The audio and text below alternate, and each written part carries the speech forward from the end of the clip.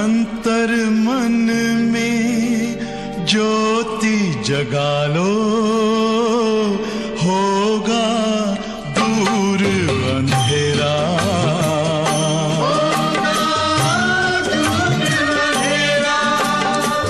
शिव का कर लो ध्यान, आ रहा पावन पुण्य सवेरा।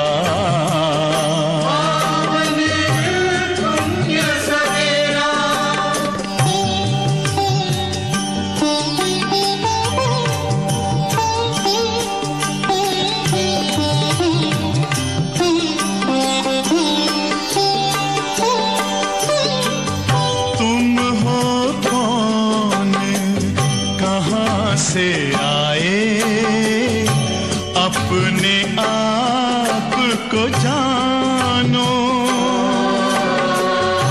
राजयोग के द्वारा अपना परम पिता पहचानो। इसी राजपथ पर चलकर पालो अपना बसेरा।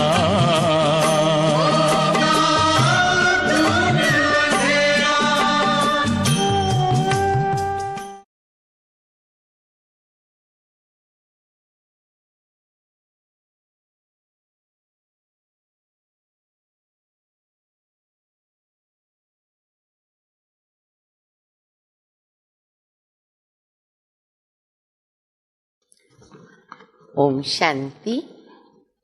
मुरली की तारीख है 30/8/2001। आज कौन सा दिन है, सबको याद है ना? आज है बहुत अति सुंदर त्योहार का दिन, नई दुनिया का यादगार दिन, जन्माष्टमी। कहते हैं ना, कृष्ण को नेक्स्ट गॉड। कितना दिल से सब उनको प्यार करते, याद करते, और हम ऐसी दुनिया में जा रहे, बाबा लेके जा रहा है। कितने हम परम सौभाग्यशाली बच्चे हैं बाबा के। लोग कृष्ण की मूर्ति को झूले में रखते और उसको झुलाते।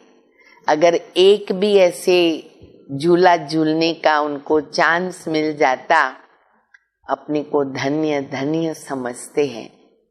और बाबा हम बच्चों को ऐसी दुनिया बना के देते, हम कृष्ण के साथ खेलेंगे, रास करेंगे, रहेंगे। कल्पना करो, कभी सोचा भी नहीं था, तो बाबा को कितना शुक्रिया अदा करें। मुरली में भी बाबा ने याद किया, लेकिन बाबा कहते जो कृष्ण की उन्होंने लीलाएं बताई, एक्चुअली तो वो संगम की बातें हैं, है तो बाबा की लीलाएं, लेकिन नाम कृष्ण का आया। ये भी निरंकारी शिव बाबा करते सब कुछ है, और प्रत्यक्ष ब्रह्मा बाबा की आत्मा जो श्री कृष्ण की आत्मा बनती है, तो देखो उनका गायन हो जाता है। तो आज बाबा ने वो याद भी किया है, क्योंकि आज उनका जन्म होता और कल फिर वो मटकी फोड़ते हैं। फिर बाबा आज हमें आत्माभिमानी रहने का अभ्यास करा रहे मुरली में।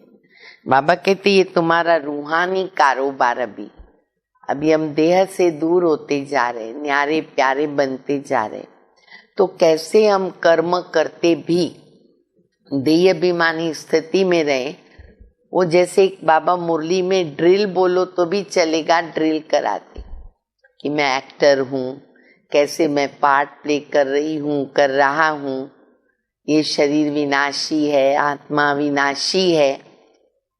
बहुत मीठी मीठी शिक्षाएं बाबा हमें दे रहे। बाबा की मुरली सुनेंगे। मिठे बच्चे, तुम्हें अभी रूहानी कारोबार करनी है। अब हमको जिस्मानी से न्यारा होते जाना है, रूहानी कारोबार करनी है।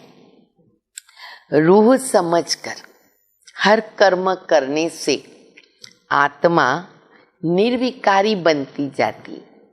कोई भी कर्म करो, अभ्यास करो, मैं आत्मा हूँ।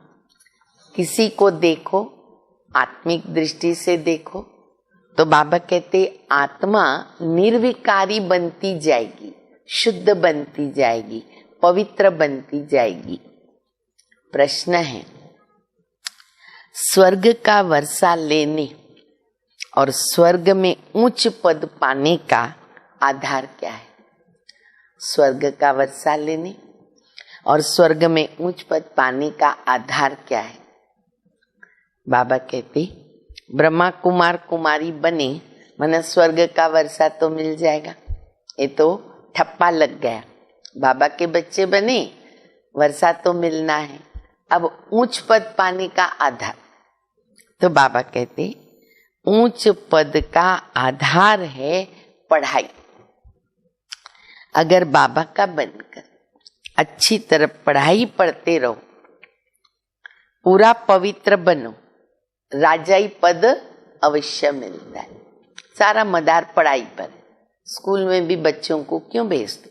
अच्छा पद प्राप्त करे, अच्छा पोस्ट बने, उसका कोई डिग्री प्राप्त करे।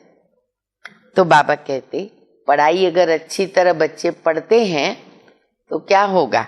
तो बाबा कहते राजाई पद है, और साथ साथ बाबा को याद करना और पवित्रता को अपनाना।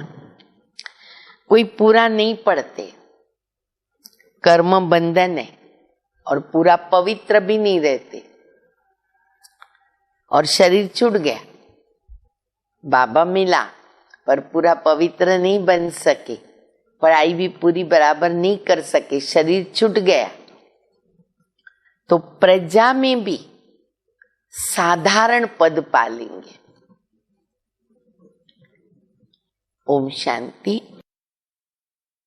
रूहानी बच्चों को रूहानी बाप समझा रहे हैं, यहाँ रूहानी कारोबार, अपनी सब है रूहानी कारोबार, बाकी सारी दुनिया में जिस्मानी कारोबार है। वास्तव में कारोबार चलती है रूहों की ना। कराने वाला कौन? कर्म करने वाली कौन? मैं आत्मा। आत्मा इस शरीर के द्वारा पढ़ती है, चलती है, विकर्म करती, चाहे कर्म, चाहे विकर्म, चाहे सुकर्म, करने वाली कौन? आत्मा। इसीलिए पतितात्मा, पापात्मा ऐसे कहा जाता है। आत्मा सब कुछ करती है। इस समय जब मनुष्य देह अभिमानी है, मैं आत्मा हूं समझने के बदले समझते कि मैं फलाना हूं, ये व्यापार मैं करता हूं, ये फलाने न कामी हैं, क्रोधी हैं, शरीर का नाम लेते हैं। इसको कहते देह अभिमान की दुनिया, उतरती कला की दुनिया। सतयुग में ऐसे नहीं होता, वहां तो सब देही अभिमानी रहते। तुमको देही अभिमानी बनाया जाता है। अपने को आत्मा निश्चय करो, मैं आत्मा ये शरीर रूपी चोला धारण करके पार्ट बजाती हूँ। देखो बाबा अभ्यास करा रहे ना, ऐसे हमको कर्म करते सिमरण करना है तो हमारी स्थिति बनती जाएगी देही अभिमानी। अब देखो बाबा बता रहे, मैं आत्मा शरीर रूपी चोला धारण करके पार्ट बजाती हूँ। वो एक्टर्स भी भिन्न भिन्न कपड़ा बदली करते और पार्ट बजाते हैं। तो बाबा कहते तुम आत्माएं पहले शांति धाम में थी, तुम्हारा घर है शांति धाम। जैसे वो हद का नाटक होता है ना, ये फिर बेहद का नाटक है। सभी आत्माएं परम धाम से आकर शरीर धारण करके पार्ट बजाती हैं। आत्माओं का असल घर है परम धाम। उन एक्टर्स का तो यहाँ ही घर होता है ना, जो एक्टर्स नाटक में पार्ट प्ले करते हैं तो इसी दुनिया में रहते हैं। सिर्फ उनका क्या होता है, ड्रेस बदली करते, घर में जाएंगे तो पति पत्नी माँ बाप जो भी है, लेकिन एक्टर बनकर स्टेज पर आएंगे, राजा रंक फकीर नौकर सेठ, जो पार्ट मिला वो बजाएंगे। तो बाबा समझाते हैं तुम आत्माएं हो। बाप तो बच्चे बच्चे कहेंगे, सन्यासी बच्चे बच्चे नहीं कहेंगे। बाबा कहते मैं पतित पावन, तुम आत्माओं का बाप हूं, जिसको गॉडफादर कहते हैं। गॉडफादर तो निराकार है। ब्रह्मा विष्णु शंकर को भी गॉडफादर नहीं कहेंगे, गॉडफादर इज वन, बाकी सब देवता है। उनमें भी आत्मा है, परंतु उनको क्या कहेंगे? ब्रह्मा देवताय नमः, विष्णु देवताय नमः। देवताएं क्या करते किसको भी पता नहीं। बाप आकर समझाते हैं तुम कैसे ड्रामा प्लान अनुसार पार्ट बजाते हो। दुनिया तो एक ही है, ऐसे नहीं कोई नीचे पाताल में और फिर ऊपर में कोई दुनिया है। लोग ऐसे समझते ऊपर भी एक दुनिया है, नीचे भी एक दुनिया है। बाबा कहते दुनिया एक ही है और उसमें ये चक्र फिरता रहता है। लोग कह देते हम मून में प्लॉट लेंगे, वहां पर फ्लैट प्लॉट भवन नया मकान बनाएंगे, क्या क्या प्लान करते हैं। बाबा समझाते हैं बच्चे कितने इंसॉल्वेंट बन पड़े हैं। भारतवासियों के लिए कहते हैं तुम कितने शाहूकार समझदार थे। इन लक्ष्मी नारायण का पूरे विश्व पे राज्य था, उसको कोई लूट नहीं सकता। वहां कोई पार्टीशन नहीं होता है। यहाँ तो कितनी पार्टीशन, अरे एक छोटे घर में भी देवरानी जेठानी का पार्टीशन होता है। एक छोटे घर में 2 किचन हो जाते हैं, कितने पार्टीशन हो जाते हैं। आपस में टुकड़े टुकड़े पर लड़ते रहते हैं। तुम सारे विश्व के मालिक थे। सारा आकाश पृथ्वी समुद्र सब तुम्हारा था, तुम उनके भी मालिक थे। अब टुकड़े हो गए, ये किसको पता नहीं। ये भारत विश्व का मालिक था। इसलिए जब वो गीत बजता है ना, तुम्हें पाके हमने जहां पा लिया, जमी तो जमी आसमां पा लिया, तो बाबा कहते सब कुछ तुम्हारा है सतयुगी दुनिया में। बाबा समझाते हैं आत्मा को जो पाठ मिला है ना, वो कभी घिसता नहीं। कितना भी बजाती रहे, अविनाशी पाठ कभी घिसता नहीं, चलता ही रहता है। अभी तुम फिर से मनुष्य से देवता बनते हो, फिर 84 जन्म लेंगे। तुम्हारा पाठ चलता ही रहेगा, कभी बंद ही नहीं होता। ये रिकॉर्ड कभी खराब नहीं होगा, घिसेगा नहीं, मिटेगा नहीं। कोई मोक्ष को भी नहीं पाता है। जितने अनेक गुरु अनेक शास्त्र उतनी अनेक मतें। मनुष्यों में कितनी अशांति है। जहां भी जाओ कहते ना मन की शांति कैसे मिले, तो ये देह अभिमान में आकर के कहते हैं। बाबा समझाते मन और बुद्धि ये तो आत्मा के आर्गन से, बाकी ये सब शरीर के इंद्रियां, हाथ पांव नाक कान आंख, ये सब शरीर की इंद्रियां। आत्मा की इंद्रियां कौन सी है? पक्का करो, 3 इंद्री, मन बुद्धि संस्कार। वास्तव में ये कहना गलत है ना कि मन को शांति कैसे मिले। आत्मा को शांति चाहिए। तुम आत्मा हो, तुम्हारा स्वधर्म शांत है। तुम ऐसे कहो कि मुझ आत्मा को शांति कैसे मिलेगी, इसमें कर्म तो करना पड़ेगा। अब ये बातें तो बाप ही समझाते हैं। दुनिया में तो किसको भी ज्ञान नहीं है।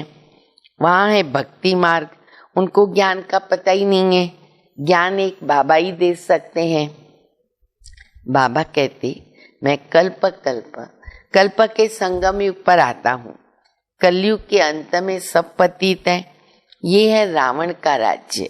रावण को जलाते भी तो भारतवासी हैं। बाबा पतित पावन का जन्म भी यहाँ, रावण भी यहाँ, राम भी यहाँ। बाबा का जन्म स्थान भी यहाँ, तो रावण का जन्म भी यहाँ, रावण जो सबको पतित बनाता है, फिर उनको सब जलाते हैं। तो ये सब बातें किसकी बुद्धि में नहीं है। अब भारत में कृष्ण जयंती मनाते, देखो बाबा ने फिर अभी कृष्ण जयंती याद किया जो आज है। भारत में कृष्ण जयंती मनाते, कृष्ण की लीला भजन आदि करते हैं। अभी बाबा कहते वास्तव में तो कृष्ण की लीला कुछ है नहीं। कृष्ण ने क्या किया? कहते हैं कंसपुरी में जन्म लिया। अब कंस डेविल को कहा जाता, कंस है असुर राक्षस। सतयुग में तो डेविल कहां से आया? तुम जानते हो कृष्ण की आत्मा जो सतयुग में थी वह अपने 84 जन्म भोग कर इस समय पतित से पावन बन रही है। तो साकार मुरली की बात है ना। तो ब्रह्मा बाबा की आत्मा पावन बन रही है। अगर पद और अपना पद फिर से ले रही है। वैसे तुम भी पुरी में रहने वाले थे, 84 जन्म लिया, अब फिर से बाबा से अपना पद ले रहे, फिर हम कृष्णपुरी में जा रहे। जयंती मनानी है तो वास्तव में शिव बाबा, बलियारी तो शिव बाबा की है ना। बाबा आएंगे तो ऐसी दुनिया बनेगी तो हम देवता बन सकेंगे। तो बाबा कहते जयंती मनानी है वास्तव में शिव बाबा की। जो शिव बाबा सबको हेल से हेवन में ले जाते हैं, उनकी कोई लीला है ही नहीं, उनकी ऐसी बताई नहीं है। कहते हैं हे पतित पावन बाबा आओ, आकर हमको हेल से हेवन में लेके जाओ। आप हमारे बाप हो, हमको स्वर्ग में होनी चाहिए, हम विशेष दुनिया में क्यों हैं? इसीलिए बुलाते हैं। ओ गॉड फादर, हमको इस दुख की दुनिया से लिबरेट करो। दुख आता है, बाबा को बुलाते, भगवान को याद करते, गॉड फादर को याद करते, तब देवताएं याद नहीं आते हैं। ये भी तो ड्रामा में नूंद है। बाबा कहते इस ड्रामा को कोई जानता नहीं। शास्त्रों में ड्रामा की आयु बहुत लंबी कर दी। नई दुनिया को पुराना तो बनना है ना। सतो रजो तमो में तो आना ही है, ये बेहद की बात है। हर एक चीज को स्टेज पास करनी है। अभी तुम फिर से विश्व के मालिक बन रहे हो। भारतवासी जो नई दुनिया में थे वो 84 जन्मों का पाठ बजाते, अब तुम पवित्र बनते हो, बाकी सब मनुष्य पतित हैं। तब तो पावन के आगे जाकर नमन करते हैं। पावन को पावन नमन क्यों करेगा? भक्ति मार्ग में क्या दिखाया? देवताएं भी शिव की पूजा करते या एक दो को नमन करते रहते। बाबा कहते वहां तो है ही सब पवित्र आत्मा है, तो वहां नमन करने की आवश्यकता नहीं रहती है। जब अपवित्र बनते हैं तो अपवित्रता पवित्रता के आगे झुक जाती है। सन्यासी पावन है, तब तो पतित मनुष्य उनके आगे जाकर माथा झुकाते। खाली थोड़ा सा ब्रह्मचर्य का पालन किया, खान पान का शुद्धि किया, देखो पतित लोग जाके पांव पड़ते हैं। अच्छा, फिर बाबा और एक मिसाल दे रहे हैं। कन्या पवित्र है तो सब उसके आगे सिर झुकाते। कहने का तात्पर्य पवित्रता में है। पवित्रता है तो अपवित्रता पांव में आती है। इसलिए बाबा का पहला फरमान, बच्चे पवित्र बनो, योगी बनो। तो ऐसी दुनिया अभी बन रही है। हमें जल्दी जल्दी अभी क्या करना है? आत्मा को कंप्लीट पवित्र बनाना है, सारे विकर्म विनाश करने बाबा की याद में, और खूब अपनी कमाई जमा करनी है। वही कन्या जब शादी करके ससुर घर जाएगी तो देखो सबके आगे माथा टेकना पड़ता है।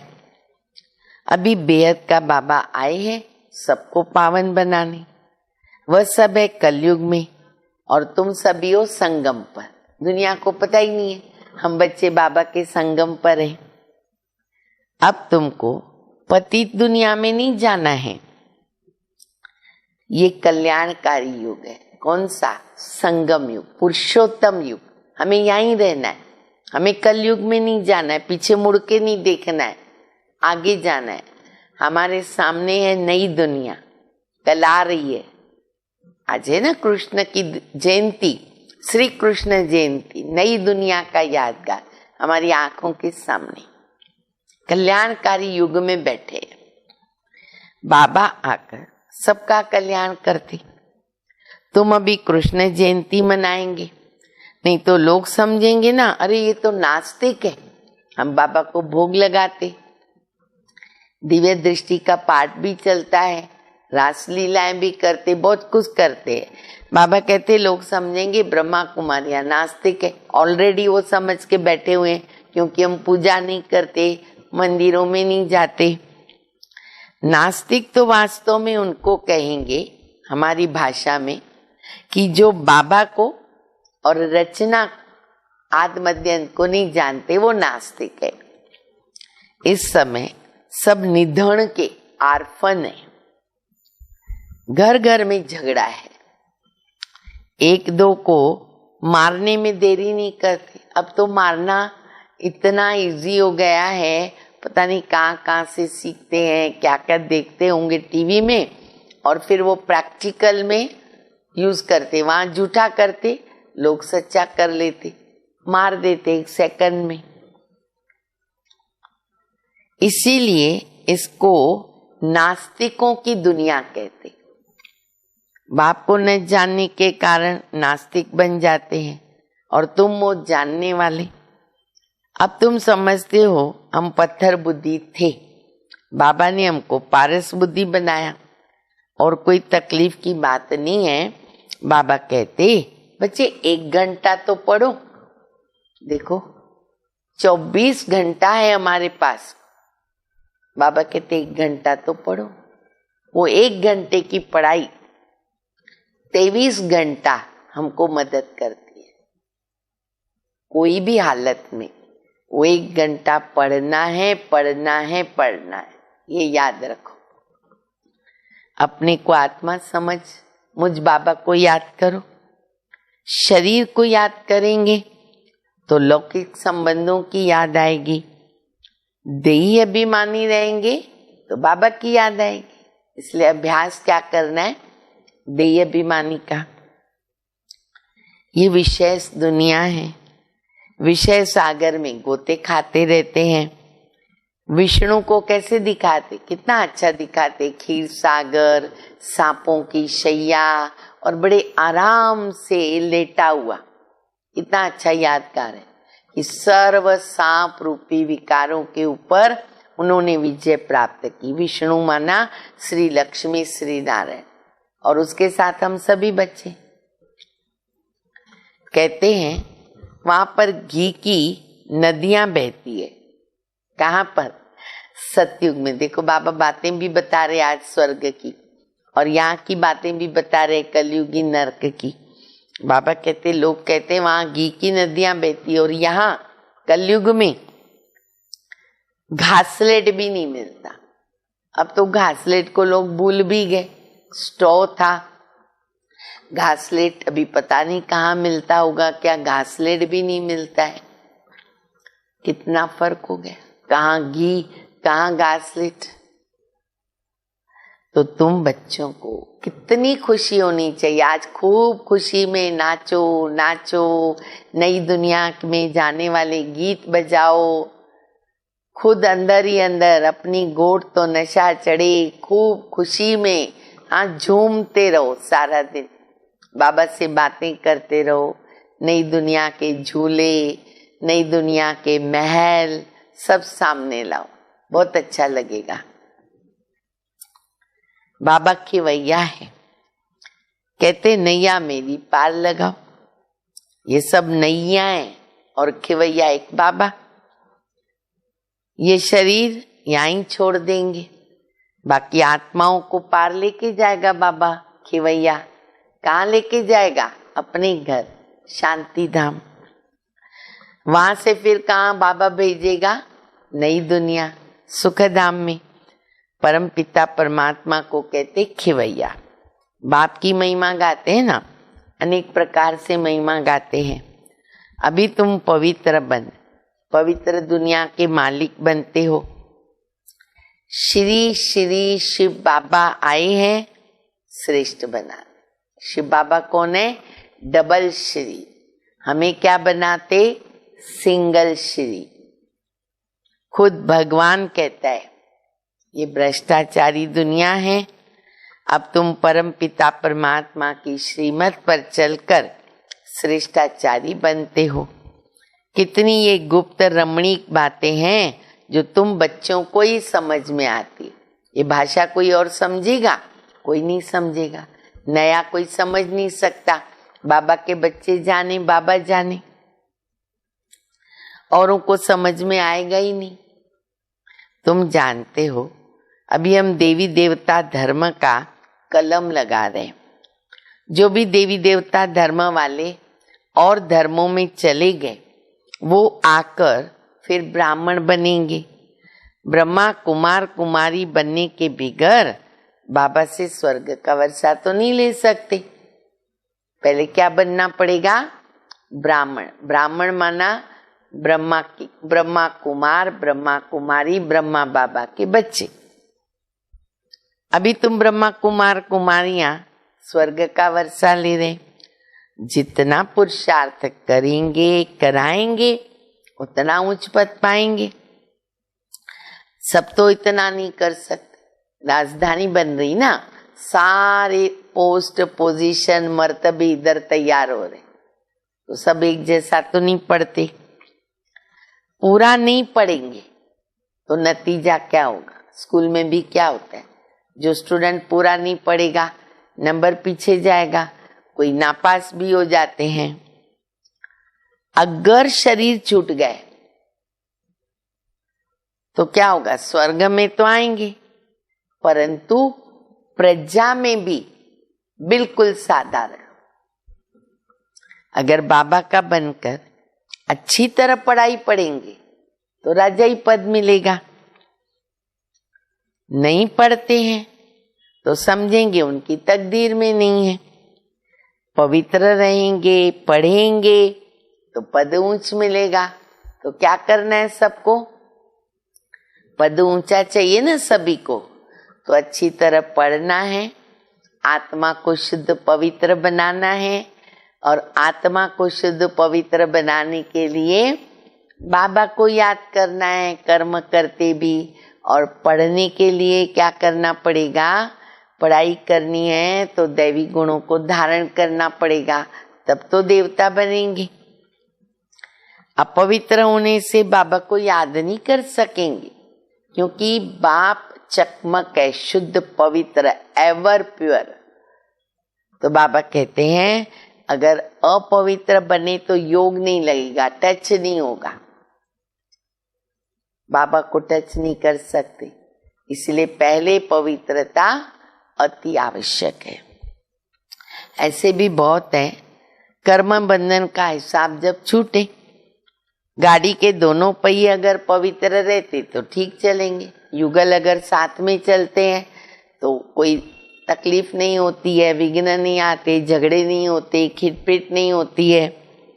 दोनों पवित्र रहेंगे तो ज्ञान चिता पर बैठ जाएंगे, नहीं तो क्या होगा? खिटखिट चलता रहेगा।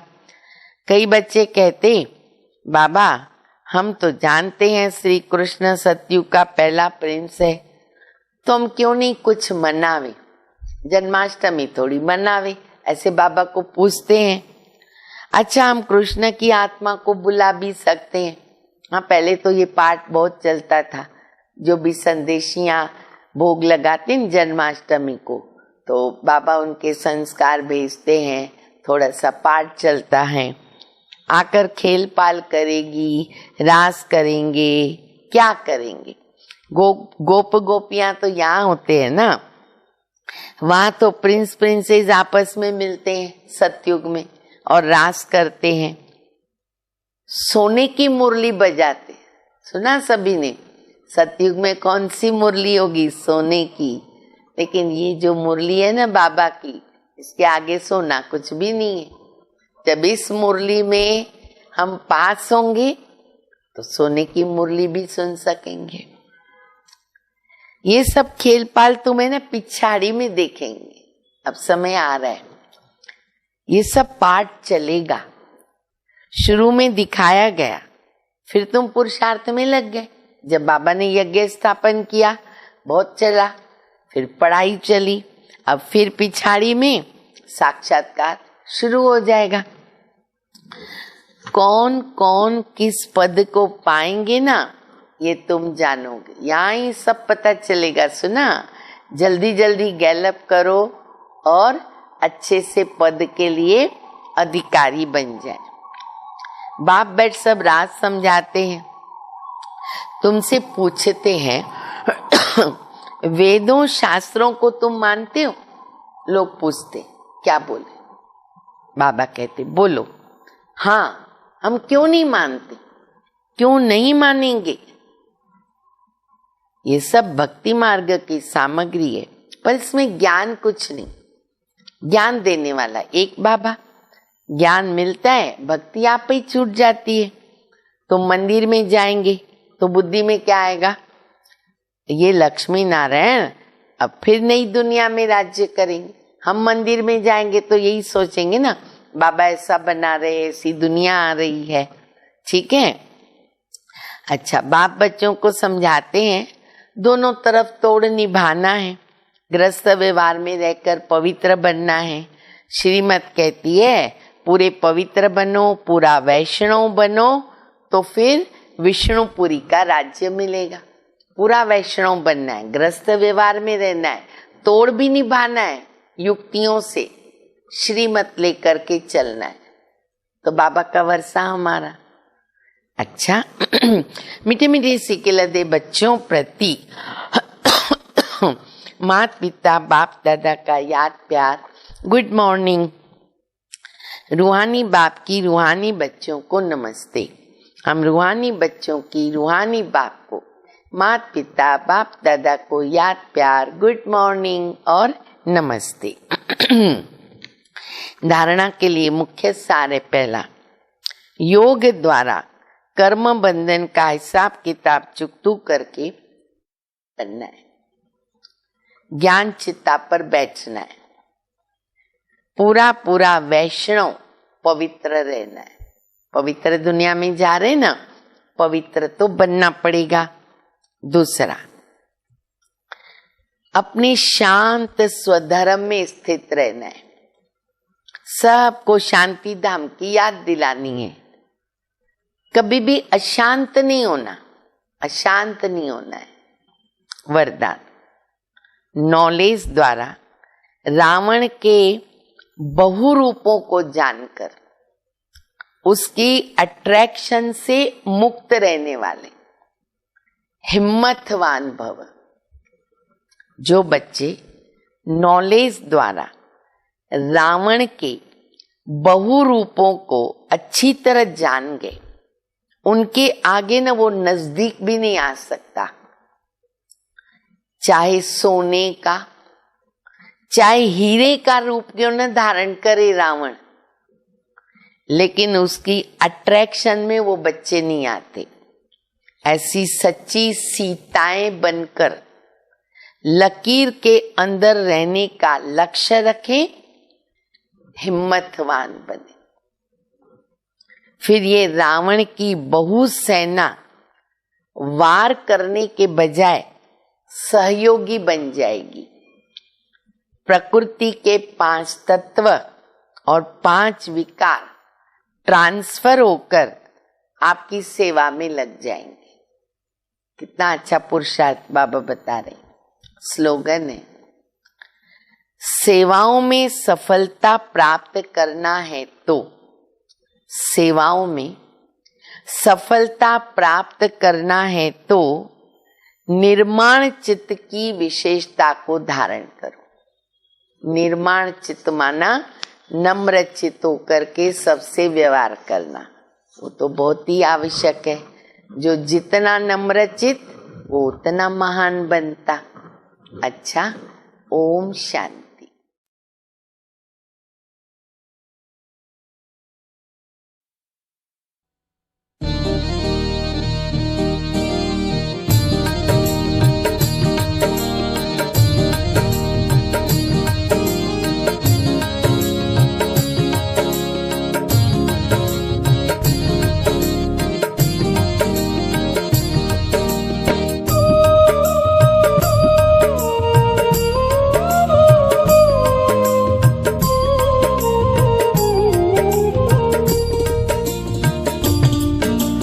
गुप्त वेश में सतयुग रचने,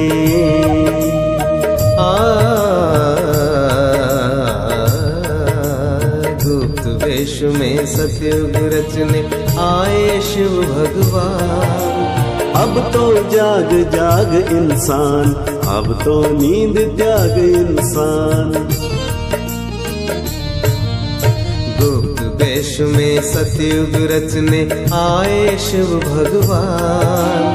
अब तो जाग जाग इंसान, अब तो नींद त्याग इंसान। गुप्त वेश में सतयुग रचने